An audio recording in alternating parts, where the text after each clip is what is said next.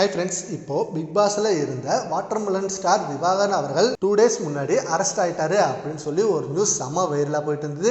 இதை நிறைய பேர் ஷேர் பண்ணிட்டு இருந்த இந்த நிலையில இப்போ திவாகர் அவர்கள் ஒரு வீடியோ ஒன்று ரிலீஸ் பண்ணியிருக்காங்க.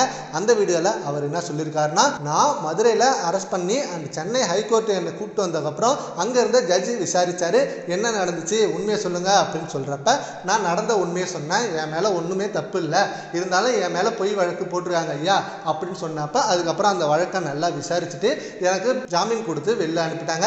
இப்போ நான் ரொம்ப சேஃபாக இருக்கேன். ஆனால் ஊடகத்தில் நிறைய ஃபேக் நியூஸ் வந்துட்டு இருந்தது, என்னை அரெஸ்ட் பண்ணிட்டாங்க, இனிமேல் வெளில வர மாட்டேன், என்னை போட்டு அடிக்கிறாங்க அப்படின்லாம் நியூஸ் வந்துட்டு இருந்தது. பட் அது எதுவுமே உண்மை இல்லை. நான் இப்போ ரொம்ப ரொம்ப சேஃபாக இருக்கேன். இதை வந்து மக்களுக்கு நான் தெரிவிக்கணுன்றதுக்காக தான் இந்த வீடியோவை ரிலீஸ் பண்ணுறேன் அப்படின்னு சொல்லி இந்த வீடியோவை ரிலீஸ் பண்ணியிருக்காரு. அண்ட் 2 days முன்னாடி பிரபல யூடியூப் சேனலில் இவர் இன்டர்வியூ கொடுக்க போனார். அங்கே நடந்த சில இன்சிடென்ட்டால் இவங்களை அவங்க அடித்ததாகவும் அண்ட் இவர் நிறைய பேர் அடித்ததாகவும் அப்படின்னு சொல்லி ஒரு வீடியோ நிறைய ரிலீஸ் ஆகி ட்ரெண்ட் ஆகிட்டு இருந்தது. அதனால தான் அரெஸ்ட் ஆகிட்டாரு அப்படின்ற நியூஸும் வந்தது. இப்போது வெளில வந்துட்டாரு. அண்டு வெளில வந்தும் அவர் திரும்ப அதே வீடியோஸ் தான் போட்டுட்டு இருக்காரு.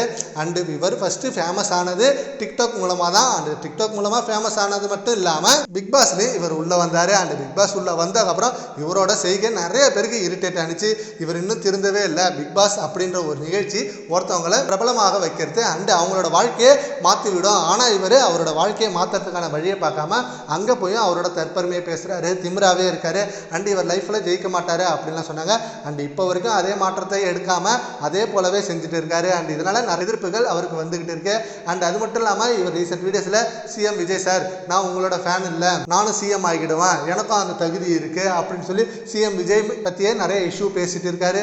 அண்ட் அதுக்கும் சீக்கிரமே ஸ்டெப் எடுப்பாங்க விஜய் ரசிகர்கள். சரி, ஓகே ஃப்ரெண்ட்ஸ், இப்போ இந்த நியூஸை பற்றி உங்கள் ஒப்பீனியனை நான் 1 கமெண்ட் பண்ணுங்கள். Thank you friends.